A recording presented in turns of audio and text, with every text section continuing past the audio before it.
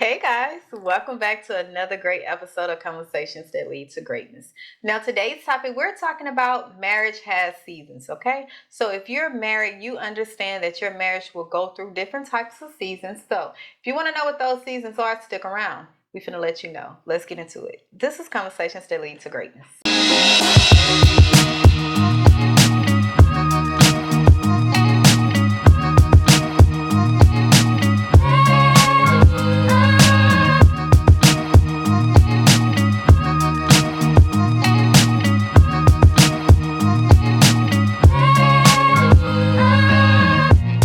Hey guys, my name is Akeisha Smith. And I'm Lester Smith. And welcome to Addicted to Greatness Coaching Podcast, where we educate, motivate, and inspire you to break free of your limiting mindsets in faith, finance, and marriage that hinders your ability to create the life you desire, okay? So if you're into personal content or that type of knowledge, please be sure to subscribe. We have a ton. When I say a ton, we have a lot. I think over 200. 250. Yeah, we out there. We out there. We have a lot of different episodes that we speak about, and we recently niched it down to marriage. And we have a couple of marriage episodes that will help you on your journey to becoming married. If you are married or if you're single, like all of that leading up to marriage. Okay, if you have a desire for marriage, we got you. Hit that subscribe button. Press the button. Press the button. Yeah. All right. Yeah. So today we're talking about marriage has seasons. Okay. Yeah. And to me, I wanted to just state that it is a metaphorical concept that describes the different stages that your marriage will go through throughout the whole lifetime of your union. Okay. It's a metaphorical concept. Okay. Yeah. So we know we all have seasons of what? Fall, winter, spring, and summer. Right? Well, actually, the first season of the year is spring. Oh, I didn't think we was going in autumn. Well, spring, summer, fall, and winter. Yeah. Okay. There you go. Is that better, Poppy? Oh yeah. Okay. So as we go through these seasons, I want you guys to take away from this and think, like, what season am I in right now, and how can I make the best of this season? Because at the end of the day, no season lasts always. Okay. And I tell people, when you're married, the space that you're in now, whether good or bad, it's not going to always be like that. Times change, seasons change. Okay. Oh yeah. So let's start with spring. Yeah. Spring. The honeymoon. That's the honeymoon. The honeymoon season. Yeah, that's the season where you're excitement. You know, you have excitement. You in that bliss. You in that bliss. Yeah. Nobody can tell you nothing. You really rarely taking advice because you just like, I have the perfect marriage. I have the perfect spouse, and I'm blessed. And that indeed you are. But that season will change. Yeah. You know. Don't tell them that though. That season is going to change. Don't tell the ones that's in there because they think it's gonna be like that always. I want to tell you. I'm gonna warn you because it's gonna change. Yeah, don't get in that honeymoon phase and think it's gonna be like that always. Thinking she gonna keep giving you sex every. Yeah. You might be getting it every day now. Yeah. You know what I'm saying? That's gonna change. I promise you that. I promise you. Yeah. Yeah. It's gonna change. And it's crazy because a lot of times people don't even make it out of this season or out of this phase of their marriage because they feel like the way I said I do and how it transitioned to that, it's supposed to always be like that. My marriage is supposed to always be happy. My marriage is supposed to always be in the honeymoon phase. You're supposed to always make me happy. And when that wear off, guess what happened? Yep, divorce. Oh, and then the reason is because irreconcilable differences. Yeah. Or you don't understand me. Yeah. And then, that's the reason. Yeah. But when you think about spring, in spring, everything is beautiful. Yeah. Everything that once lay dormant has come out, has bloomed. Even insects and bugs that was laid dormant in the soil is now, coming out, right? So it was too cold for them in the summertime. I mean, the wintertime. In the wintertime, yeah. So in the springtime, everything is blossoms, beautiful, it's colorful, and that's how marriage is. When you first say I do, it's beautiful. Like you are so in bliss. Okay, that's one season. Yeah. You finished with that season? Yeah, let's go. The next season is summer. I like this season. Yeah. Now this is the season, and I don't want to put years on it because everybody is different. We just gonna stick to the seasons, okay? So we have the summer. That is your growth period. That is your strengthening of the relationship. That is you learning how to live with each other, learning how to compromise, learning how to understand that everything doesn't need a reaction. That's the phase. Yeah, and that might be the season where you go through the most turmoil in your marriage. Yeah, because y'all learning each other. Yeah. Oh, you learning how to. I'm learning how to react when you leave the toothpaste. I mean, the top off the toothpaste. Yeah. And you learning how to react when I leave the cabinet door open. Or the toilet seat Or up. the toilet seat up, or any of those Small little things. the small foxes ruin the vine. We say that all the time, but any of those little things can trigger a reaction from your spouse. Yes. And whether it be a positive reaction or a negative reaction, you have to choose which one that's gonna be. Right. You have to choose. Yeah. Not the other person. You who's giving you the reaction, you have to choose. Yeah, exactly. Yeah, so in the summer, that's your growth period. That's you learning each other. You learning you experiencing and learning how this person was raised, their upbringing, why they think the way they think, why they behave or act, a certain way to certain things. You're learning them, and once you overcome and learn and understand, you then strengthen the relationship. I feel that a lot of people want this strong bond, but they don't want to go through anything. Like in order for you, that's with any relationship. Yeah. Whether it's I'm finna say family ship, or whether it's your family, friends, co-workers, like any relationship that you're building, platonic relationships, you have to go through some things to understand that, hey, you got my back. Hey, you good, you cool on that. That strengthens the relationship because now I can trust you. Yeah. Now I know you have my back. Now I know you have you know who I am. You accept me. So you have to go through that different types of things to strengthen your marriage. Yeah. I can go with that. You can go with that? Mhm. All right. Yeah. Now, the next stage is the fall stage. Fall stage. Ooh, I love this stage. It's a love and hate relationship, okay? Because in the fall stage, that's when the challenges come, the changes, the transitions, the adjustments. Like, that's when it's time to buckle down in your marriage. And so many people buckle at this phase, this season. Yeah. They fall in the fall. Get it? They fall in the fall. Yeah. Yeah. Well, actually, that's the stage we're in right now. Yes. We're in that stage right now because if y'all don't know, both of us left our jobs. Yes. Well, I left my job. She left her business to do what we're doing now. To sit in front of this camera, to motivate people, to inspire people, and that's a big change. Yes. It's a big change there, and a big transition, and we still trying to.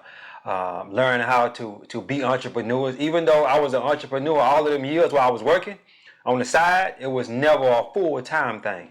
So you got to transition over from doing part-time to doing the full-time entrepreneurship, and learning how to navigate through your marriage while you're also doing that too. Yes. And then we got a 6-year-old and a 2-year-old. So that Girl. What do you call that when you add kids to the equation? Which one is that? That's the That's the fall. I guess that would strengthen your relationship too. I guess so. Because you have to learn how to. Because we went 10 years before we had our first child, and by us going that long. That took it took a whole. Selfish. Yeah, we both were selfish. We were selfish, and we didn't want to share each other with the kids. And then it's challenge. It was challenging. That's very challenging. That's very challenging. And the good thing about it, we didn't have the kids when we were younger. Yeah. Some people say it's good to have the kids younger, and then you can get them on out the way and whatnot. I don't believe that. I think you need to wait. I really do, and I'm glad I did wait. I'm glad we did wait, and the reason being is because we were going through a whole lot of turmoil in our marriage when we were younger. So if we would have added kids to that, I don't know if we would have made it. No, we wouldn't have made it. We damn near didn't make it with us. with just us. So yeah, so add kids to that, and let me say this for those of you that don't know, adding kids to a marriage. It's very challenging.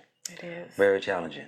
The sex slows down. You might be trying to get a little bit. The cock blocker start coming in now. You be like, hey, hold on, man. God dang, I was trying to do it. Not tonight. Yeah, not tonight. You gotta find time. You gotta make time. Yeah, you gotta make time some other time because it ain't gonna be tonight. You know what I'm saying? You might try to close the door on the washroom and go in the washroom and do it. So here they come knocking. Da, da, da, da, There. Yep. But that's a whole new set of challenges, though. So I definitely recommend you wait to have kids if you don't have kids. If you already got kids, then hey, you understand. You understand. You understand the Yeah. challenge. Yeah. You know. But in this fall season, the reason why I say it's a love and hate, because I love the strength and the capacity that it gives us. Like when you go through challenges and changes and you overcome it and you learn from it, it gives you a greater capacity to then share your insight, to share with others. Hey, I went through that. You ain't the only one. This is what I did. Maybe you can pull from me and do what it can help you out. And then now you're able to go to your next level. A lot of times when people go through the fall, the challenges and the adjustments and the transitions, they feel that marriage is not for me. Like, marriage shouldn't be this hard. Like all those statements start coming up. Not understanding it's just a season. Yeah. It's just right now. Something in your marriage that is missing, that needs to be strengthened. You got to go through it to get to it. To grow in your marriage, to grow in unconditional love. Yeah. You have to go through it. And I hate to say go through some ish, because then people will take it, well, I shouldn't have to get beat, or I shouldn't have to be, they go left with it. Ain't nobody supposed to be getting beat. No, but I'm saying, you would think, but some people think you got to go, no, let's be real, because you got some people think going through the mud is love. And if you take me through the mud, then I know you love me. Oh, yeah. That's what I'm saying. Yeah, them kind of people sick. Yeah, that's a mental thing. Yeah, that's a mental issue. I'm not saying that. What I mean, your marriage have to go through some challenges to grow, because y'all are two individuals and y'all still aging. Y'all still growing as people. So as y'all mature and become another person, y'all have to get to know the person, the new person. So now you have to go through some challenges. Yeah. So you have to realize that marriage is a union. It is a union. It's not a separate. It's not you have your ideal and I have my ideal. It is a union. When God put marriage together, it's for y'all to tackle things together, to go out and do a purpose together, to create a legacy and build generational wealth together, not separate. So therefore, you gotta stick around. You gotta go through the transitions. You gotta go through the adjustments. And I'm loving it. I mean, when I tell you it's peace, He gives you peace that passes all understanding. Yeah. I can't explain it. I don't know what it is, but all I know is peace. Some people will never get to that peace part. No. Yeah, they never get to that. The reason being is because they're not gonna make God the head of their life. Yeah, and by you not making God the head of your life, you're not gonna make it to that peace. No. It's gonna always be challenges and turmoil in your relationship. Until you make God the head of your life, then that's when that peace gonna come in there. A bill come in the mail, and you like, get that bill. I get to it when I get to it. If I ain't got the money, okay, well, praise the Lord. How worrying is gonna make you get the money? Yeah, how worrying gonna make you get the money, or to give you that sense of peace to where you can just do something to get the money. You know what I'm saying? Or sit back and think, or wait to get the money. Instead of worrying about it and all that. It's just a sense of peace there where you like, okay, whatever happens in this season, I'm cool with it. However you do. Yeah. However you do it, Lord, I surrender all. Yeah, and it's crazy because when we talk about peace, people is trying to get a peace that is chasing a peace that only God can give. Yeah. So they chasing peace at the job. They chasing peace in a marriage, outside their marriage. They going to drinking and alcohol, like trying to find this escape. Yeah. When God is telling you, I don't need you to escape. I need you to face it so I can give you my peace in the situation. Yeah. A lot of times we run. We run from ourselves. We run from things that we need to be facing and grow in. Yeah. So God can give us revelation and peace in that. Yeah. And the crazy part about it, that's what I was doing. Running? Yeah. I was running away. Did, yeah. When I was drinking alcohol, I've been clean from alcohol since I say clean, but like I was an alcoholic or something. But I just stopped drinking, in November, back in November of 2023. 23. I stopped drinking, and I was basically running away from the problem instead of facing the problem. Because like I told you, I stopped. I retired. And I didn't retire as far as I'm not going to do anything for the rest of my life. I retired to be an entrepreneur. So as I retired to be an entrepreneur, a whole new set of challenges started coming at me. So as them challenges started coming at me, I started hitting that bottle a little bit more. to cope with it. Like, man, I'm stressed out, man. I need a drink. I need something. I need something to ease my mind. I need something to soothe. But instead of going to that bottle, I need to been going to God. Going there, praying about it, and talking to God. God, give me a solution for this. I don't know what's going on here. You know what I'm saying? Help me with this. God, I need guidance. And instead of doing that, I'm going to the bottle. Yeah. And, so I had to stop drinking because I need to hear God. And guess what? Everything done got better since then. Everything done got better because I let that bottle go. Now, I'm not saying I ain't going to never drink again. I might go on vacation and have me a drink, but I won't be drinking to run away from the problem. Yes. You understand? Won't be using as a replacement. Exactly. So, yeah, man. Yeah, and even in that, I feel like when I was drinking, because we both stopped at the same time, and I know I was drinking to deal with my kids. Like, So you was drinking to run away from a problem too? Yeah, I was running away because at the end of the day, like I stated on many episodes, this motherhood thing, like I never grew up and said I wanted to be a mom. Like that was not my inspiration. Yeah, neither one of us wanted kids. Yes, and as my kids got older, and then I have 2 kids, and now I'm at home, not working. It became a challenge. Like I was like, man. So it was like I was fighting the person God was moving me to. Yeah. And I was trying to hold on to where I was. That's the same thing I was doing. Yeah. We were both doing the same thing. We was fighting, and it's crazy because it's almost like because I held on to the identity of I don't have that maternal instinct, like I'm not that type of mother. I held on to that. Like that was my identity. Yeah. Even when I had kids. And God was like, I made you a mother for a reason. You're a nurturer. Yeah. It's okay to open your heart. It's okay to be a stay-at-home mom. It is okay to go to their meetings, be at the school with them. It's okay. That's what you want to do deep down in your heart. That's what you want to do. But because you have in your head what society think about stay-at-home moms, that's stopping you from becoming a person I need you to become to cultivate your kids. Boy, when I got that revelation, I'm like, you know what? I just went to my kids' school today. Both of them had lunch. Had breakfast and lunch with them. Yeah. Just I'm free. God blessed me to do that. So why am I taking? Why? It's a no-brainer. Yeah, just trying to run away. And where I got my revelation, I heard Myron Golden say, "No, nothing good come from drinking." Yeah. I meditated on that and meditated on that and meditated. I kept just hearing that in my head over and over again. I'm like, "Don't nothing good come from drinking." Think about it. I had to think about that. I'm like, man, he right. He right. And drinking is a distraction. Any kind of drugs is a distraction. You distracting yourself from being the person that God wants you to be, basically. You know what I'm saying? So yeah, if you drinking and drugging, you need to drinking and drugging. Yeah, you know what I mean. Yeah. You need, anything you're doing to cope with it, whether it's food, it could be anything.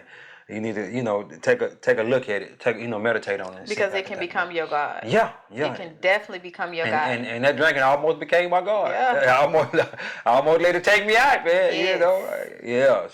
So last one. I don't know how we got on this. Yeah. Last we gotta let God work. Let him work. Let him use you. Yeah. I'm sorry. The last season is winter. You sound like one of them old pastors. Yeah, let him lose. Let him use you. That's why I had in my head when I said that. In the pulpit, hollering it out while you up there on the mic telling your testimony. Let him use you. Lord, that was. The last one is winter. That is a season of reflection and renewal of bond. That is a season where you can sit back and look at the whole journey of where you have came from, and you can reflect and renew the bond. That is a season where you like, man, we made it. Like, do you not understand this year we just had, or this past year, or when the pandemic had? Do you not understand that when we thought we didn't have a way, we didn't see no way, that God made a way, and we made it. A lot of people never make it to that season. No. Yeah, a lot of people never make it to that season. Because they quit before it get to the good part. To the good part. Yeah, they quit. And you don't know when the good part is. Yeah, you don't know when it's gonna come. You don't know when the seasons change. Yeah, that's a season like a hibernation season where you can kind of kick back with your feet up and with a drink on the beach and just chill and like, hey man, look, hey, and you have them chill bumps just like I got right now. Be like, hey man, we made it, man. All that hard work, raising kids and all that. Yeah, we made it, man. Made it. Sitting back with a big bank account, it's like, okay, yeah, we good now. Yeah, a lot of people never make it to that point. Never. All right, they make it. They got the years, but they don't have the reflection and the renewal. It's not with joy. They've been struggling all their life. Yeah. And I feel this is my opinion. Okay. Yeah. Don't get mad at me. This is my opinion. Yeah. I feel that in a marriage, you should never struggle because you have two people carrying the load. Mm-hmm. A marriage, you should never struggle. You can struggle to start off, but your marriage should end in struggle. You shouldn't have to struggle to the grave. Yeah. Like, I just don't understand. Like, the benefits that God gave us a marriage. Like, that is our whole generic makeup. So why are we struggling? Well, most people don't like to talk about finances, and I realized that was a big problem in our marriage, and going to be a big problem in our marriage in the beginning. So I started that off in the beginning. Hey, we need to talk about finances. We need to talk about this. We might not talk about it every day, but we need to talk about it from time to time. And I'm always educating myself so that way I can educate her. Even that, because. One day we might wake up and I might not wake up with her. What's she gonna do? What's she gonna do? She don't know nothing about nothing. Yeah. I'm the one that took care of everything. I'm the one that's, so we need to talk about this together as a married couple. And this is when the older generation, like our aunts and uncles and mommies and daddies, mommies. This is what happened. The man took care of everything. Yeah, this is what happened in their generation when the provider dies and then the wife is left, don't know nothing. The house is not in her name. Nothing. That happened in the Bible with that lady with the oil. Remember? She had to go get the oil and start setting oil. Is that the reason why? Yeah, I thought she had to pay off the debt. Her husband died. Yeah, her husband died, but she had to pay off the debt that he owed. Yeah. Yeah. So, a lot of times, we not financially educated. So don't be like that, y'all. Yeah. Don't talk about your finance because the more you hide and try to hide some, the deeper hole you're digging that you're gonna have to try to climb your way out. And if it's too deep, you would never climb your way out. So don't dig that hole. Yeah. Talk about your finance, no matter how uncomfortable you might feel. Yeah. Get it out. And the reason why most people never don't like talking about finance because they wasn't raised talking about finance. But you got to change that. But you weren't. It's a lot of ways we wasn't raised. Well, I'm just saying you got to change that. Yeah, definitely. And I decided in this family I was going to change that because, like I told in a couple of previous episodes, I had a bad gambling problem when we first got married, right before we got married. So I knew I had to quit that and learn how to manage finances so that way, because I knew that the number one cause of divorce is money fights and money problems. So I'm like, I don't want to get no divorce. So let me go ahead and tackle this before we get married. And if you are struggling with that, I recommend y'all go ahead on and tackle them finances together. Face them finances together. And I recommend you look into Dave Ramsey. Check Dave Ramsey out. He can help you out with that. And a way y'all can be on the same page about finances. But anyway. Yeah, guys. So that's it. That's what it is. Marriage has seasons. And it's just a metaphorical concept that describes the different stages your marriage will go through. You would not always have a honeymoon stage. Nope. Okay? It might come around occasionally. But most of the time you're gonna be in that summer. Okay? You're gonna be in that fall. You gonna be in them stages. I wonder when the kids leave, we'll be back in the honeymoon stage. We might, because if we gonna have an empty house, that means we back to us. We are back. Hey, we got a ways to go because we got a 7-year-old and a 3-year-old. So we got a good ways to go. But I wonder if it come back though. I know it's gonna come back. Yeah. Because we so used to us, like we was best friends. No, we're gonna be not used to us for longer than we was used to us. Because we was together for 10 years before we had our first child. So it'd be 18 years before we get back to just being What I'm saying was we liked each other. And that's it. That's if they leave at 18. I'm pretty sure most kids don't leave to about they girls, so they probably won't leave about 25. So Hopefully they leave when they married. Well, I another thing too. I want to say this real quick before we go. You parents that want to kick your kids out at 18, 19 years old, and they don't know nothing about finance, don't know nothing about the world, you want to kick them out. Don't do that. Don't do that. Let your kids stay there as long as possible until you teach them something about finances. Teach them how the world operates. First of all, you got to learn finances for yourself. You learn finances for yourself, then teach them stuff about finances so that way. When you do decide you go put them out, they be ready for the world. Yeah. But when you kick your kids out and they ain't got no financial literacy, you basically sending them to the wolves. A no start. They ain't got nothing. They pretty much start behind the 8 ball because they get in all this student loan debt and whatnot. Then they got to go work. Most of the time, don't even work the job that they went to school for. Man, that's a whole nother topic. I could go on and on about that. But we don't plan on kicking our kids out at no 18. No. I plan on letting them stay with us as long as they need to learn what they need to learn before we put them out there in that world. Yes. And hopefully they stay here till they get married. Then when they get married, then we know they won't. We know they ain't gonna come back. We're gonna have a family compound. I'm claiming it. Hell no. We're gonna have a whole family. Give us 25 acres. She keep talking about family compound and stuff. Yes. I'm not a fan of that. I am. If we got 25 acres. We got 25 acres, and let me tell you why I'm not a fan of that. I'm not a fan of that because they husbands don't need to have their daddy right here. Let me say this: if I had her dad. Or we was in the same area together, almost next door to each other. I'd be like, hell no, man, I'm not doing that. So they got if we do decide to do that, their husband got to be okay with that. They're gonna be okay. I'm pretty sure they won't. God knows if they ain't anything like me, they ain't gonna be okay with that. They're not gonna be like you. If they anything like me, I don't want to stay on the same land with my father-in-law and my mother-in-law. Man, just say, hey, at your wedding gift, we give you 5 acres in your house. You know That's what? Your wedding you gift. know what I'm gonna do? I'm gonna give them 5 acres somewhere else. They won't be close to us. No. But yeah. We'll see. We gonna see y'all.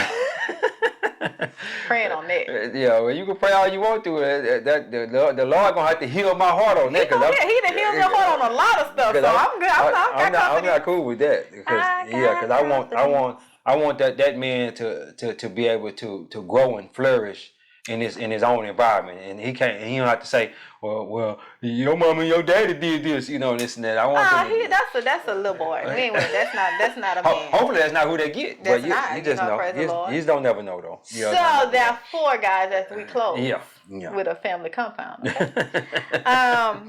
please be sure, if you haven't already in the beginning of the video, hit the subscribe button, guys.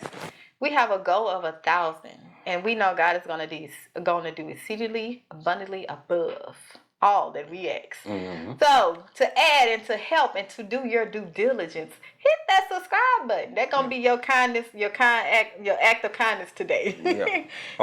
And also share this video with somebody. Yeah, that's your double act of kindness. Yeah. Share it with somebody. Serve. Yeah, we want to get this information out to the world, and we want to help as many people as we can. Yes. And we ain't even getting paid for this, and we don't necessarily care about getting paid for this because this is our calling. This is what God called us to do. Yeah. So when you not worried about that, God gonna bless you in other ways. Mm-hmm. Just keep doing what you're supposed to be doing and watch God work. But anyway, guys, God is good.